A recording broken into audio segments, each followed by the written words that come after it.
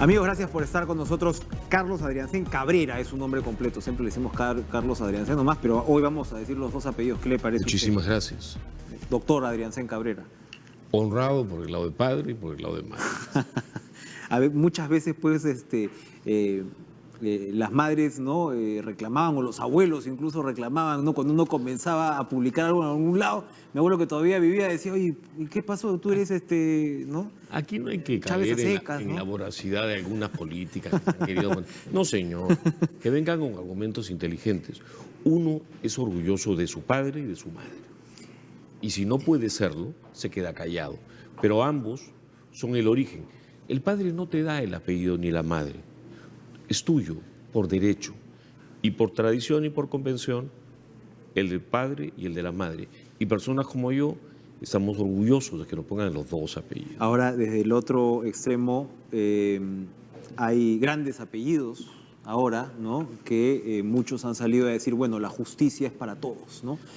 Caiga quien caiga. Entonces, aquí hay tres posiciones, ¿no? De lo que nos interesaba conversar con usted. Una es la posición de la ministra Claudia Cooper, ¿no? Dice, el golpe ya fue encajado, muchachos, no pasa nada. Otra es la posición de la primera ministra Mercedes Arauz, que dice, uy, no, esto sí va a traer consecuencias, vamos a tratar de que el golpe no duela tanto.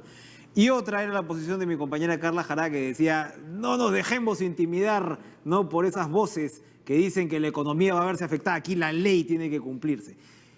¿Qué piensa usted? Me quedo con Carla Jarada. ¿Ah, sí? Más allá de que dos economistas tienen dos opiniones.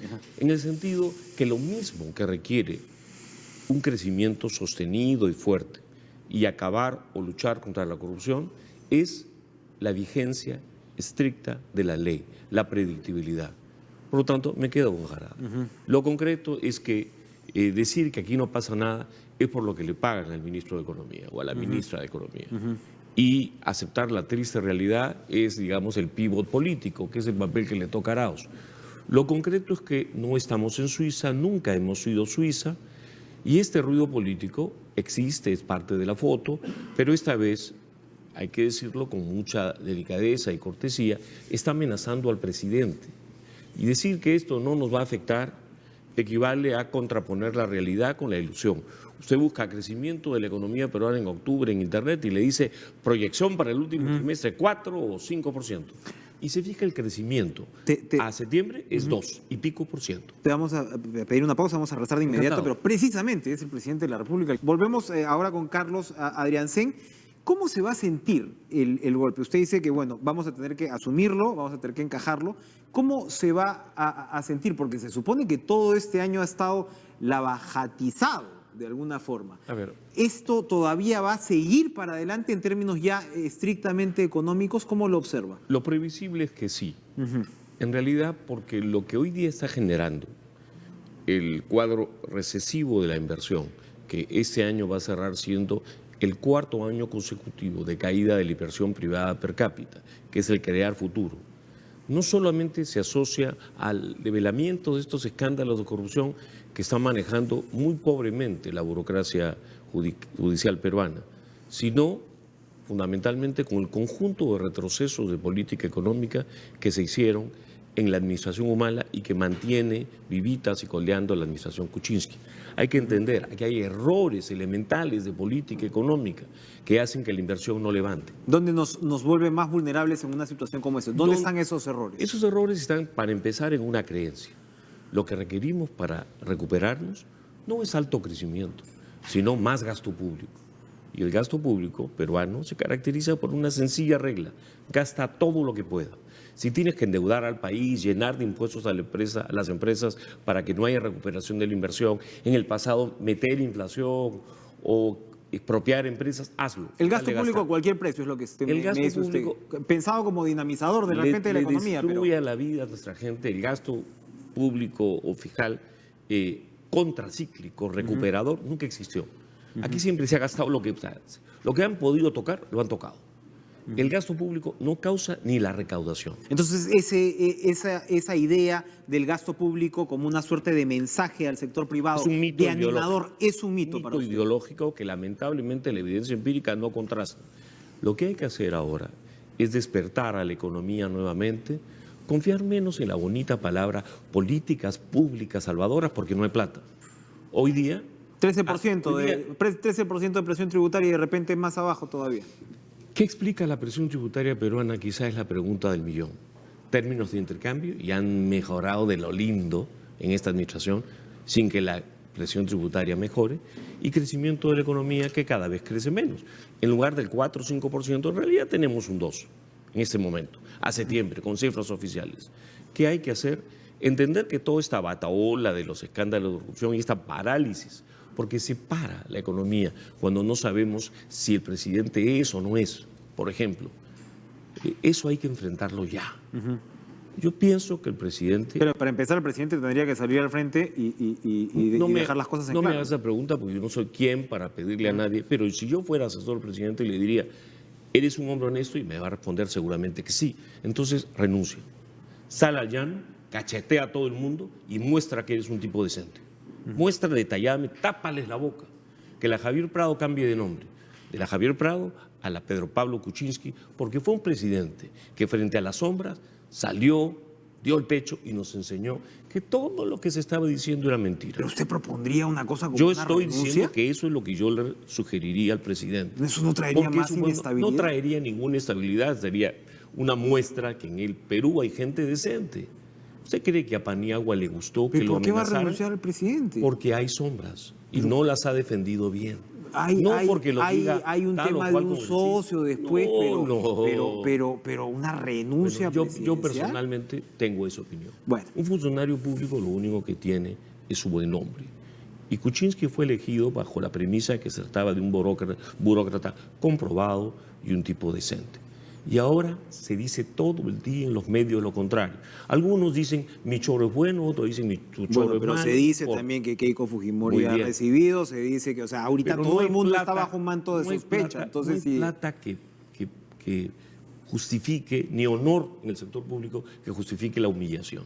Yo he visto, por ejemplo, al ex premier Zavala, una buena persona, ir al Congreso y ser humillado y vejado y quedarse callado. No, señor. Allí uno se defiende porque la gente tiene el derecho de saber que su presidente es impecable.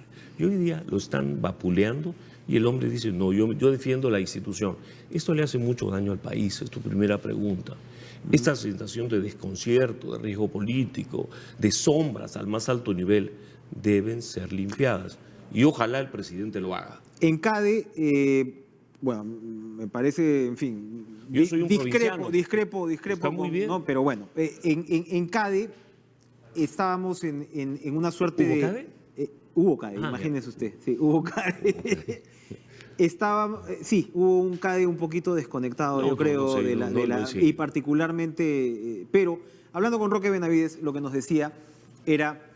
Bueno, este ambiente de encono definitivamente no va a ayudar a la economía. Él era optimista, como muchos en CADE, en términos del contexto internacional y de lo que nos esperaba para el próximo año, pero decía, esto no va a andar si es que de alguna manera no se llega a una suerte de entendimiento político. Usted ya ha planteado pues una situación extrema, pero por lo demás, en lo que debería ser el entendimiento político. Para empezar, entre el Congreso y el Ejecutivo, ¿habría que trabajar más?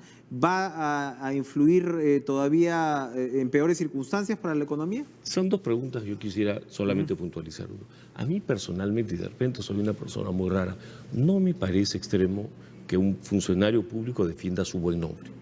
Y si para ello, con la institucionalidad que tenemos, debe bajar al llano y mostrar que es un ícono de decencia, yo es lo que recomiendo, no es un afán de molestar a nadie. En segundo lugar, si el elector habló y dijo, a ti te doy el Ejecutivo, a ti te doy el Legislativo, y ambos están bajo examen, porque el Ejecutivo debe mostrar liderazgo que no ha mostrado y el Legislativo debe acompañar en todo lo lúcido al Ejecutivo.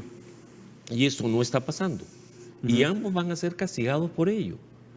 Hoy día en el Perú, si usted quiere calificar al Perú en términos muy sencillos, la mayor parte del elector dice,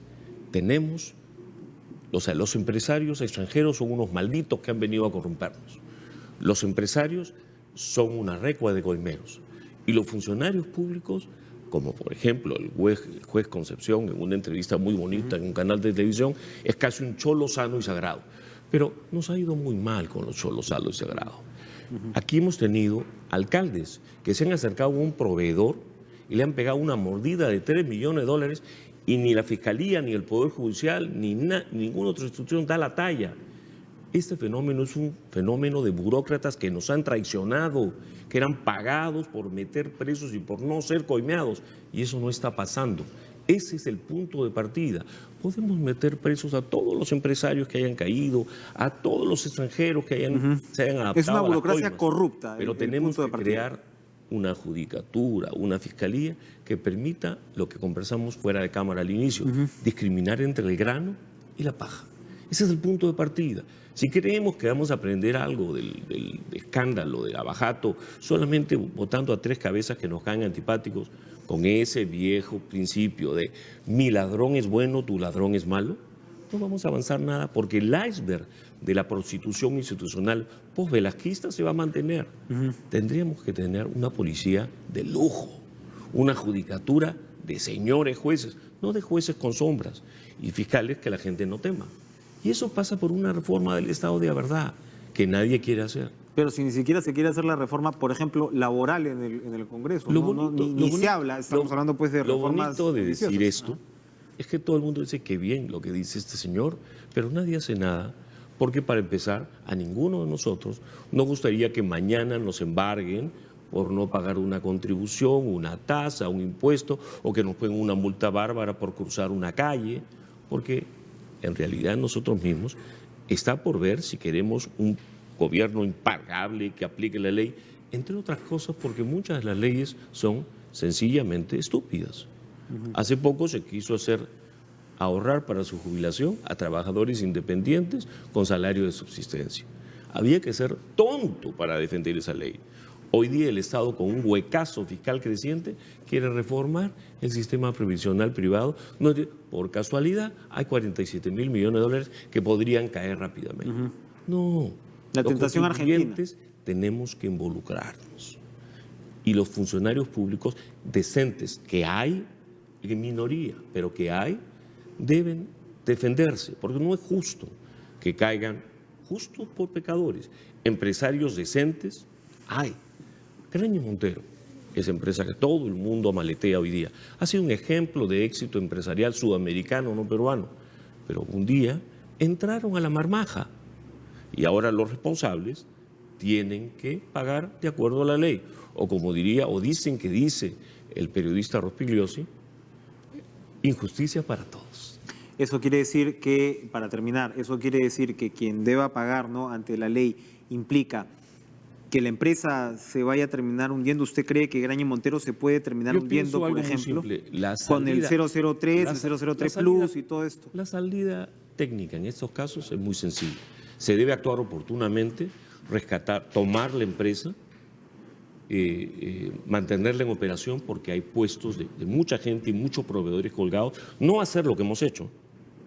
En segundo lugar, una vez hecho esto, se cobran todos los daños a los contribuyentes, no digo al Estado, a los contribuyentes, debidamente de acuerdo a ley. Y después lo que queda para sus dueños. Y los que delinquieron se les aplica la ley. No soy partidario de cerrar los ojos como se ha apostado acá. Muy bien. Carlos Ariastegui, muchas gracias por acompañarnos esta mañana. Nosotros seguimos, Carla, con la información desde el Hospital Loaiza. Adelante.